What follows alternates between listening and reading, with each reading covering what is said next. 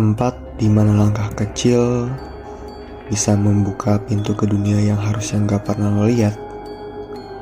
Hari ini gue bakal bawa lo ke jalur yang bahkan pendaki profesional sekalipun gak berani injek lagi. Jalur pendakian kelima di Gunung Wulung. Gunung Wulung dikenal punya 4 jalur resmi, tapi dulu ada satu lagi, jalur kelima. Nggak ada di peta, nggak ada petunjuk. Jalur itu dihapus karena semua yang masuk ke sana nggak pernah balik. Bahkan tim SAR pun nggak bisa nemuin jejak. Gue Raka, dan ini cerita pendakian gue bareng keempat temen gue, Rio, Dita, Fajar, sama Nino. Awalnya biasa aja, cuaca bagus, jalur bersih, semua happy.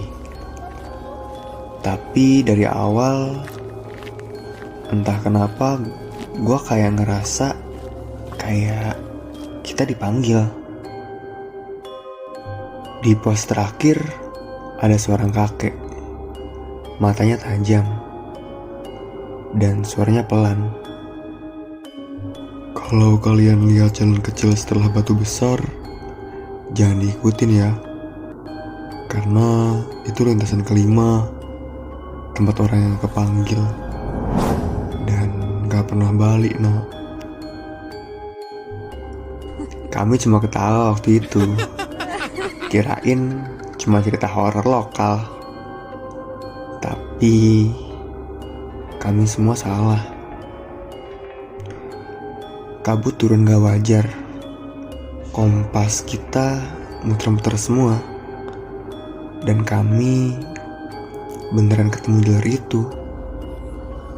Di balik pohon tumbang ada jalan kecil, bersih, seolah sering dilewati.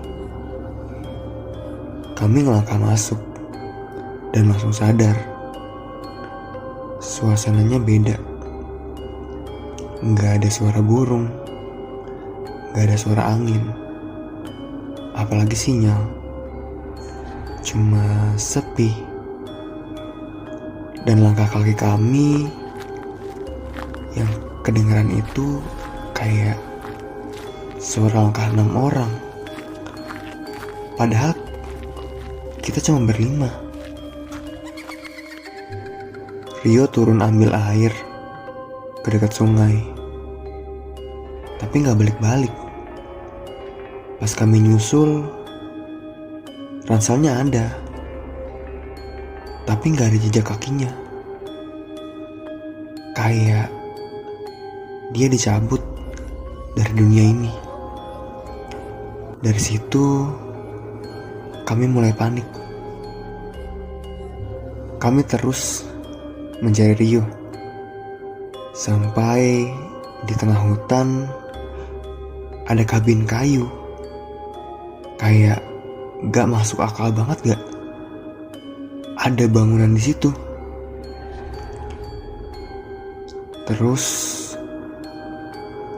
Dita masuk duluan, disusul Fajar. Tapi pintunya nutup sendiri. Kami coba dobrak, tapi tetap gak bisa. Pas kami lihat ke jendela, mereka udah gak ada.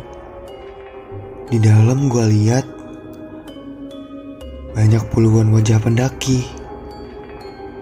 Yang paling gak masuk akal ada wajah Rio dan Dita.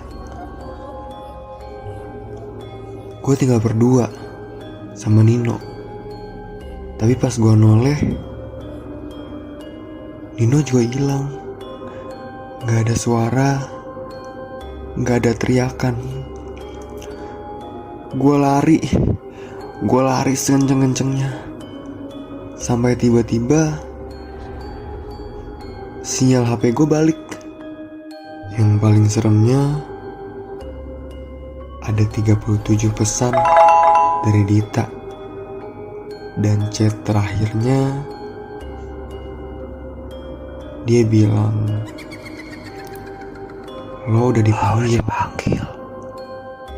Akhirnya gue nyampe base camp. Tapi semua motor di parkiran kayak motor tua, terus berkarat.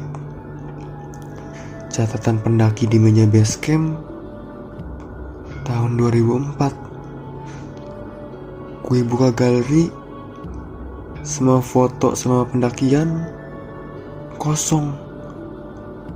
Wajah gue gak ada di mana-mana.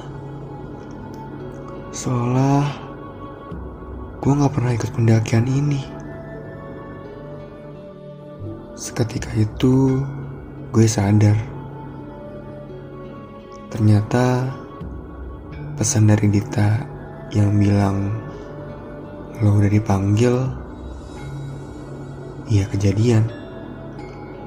Karena gue juga kepanggil. Selamat datang kembali di Creepy Hours GPT, gerbang penghubung terlarang. Kalau suatu saat lo naik gunung dan nemu jalur yang gak ada di peta, jangan ikutin. Karena bisa aja lo baru masuk ke lintasan kelima. Sampai jumpa di cerita selanjutnya hanya di Creepy Hours GPT, gerbang penghubung terlarang.